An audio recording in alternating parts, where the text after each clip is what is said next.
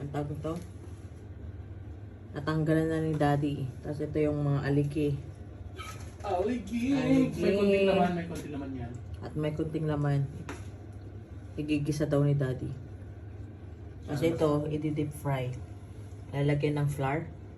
O ganyan na yan. Lagyan natin siguro. Lalagyan ng Kaso flour. wala eh. Buti.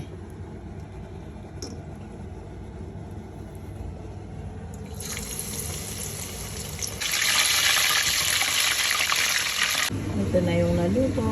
Nakit-fry na yung crab na nahuli natin. Tapos may aligi dito. Ayan, aligi. Kuman nga natin. Uy, crispy. Suga. Mm.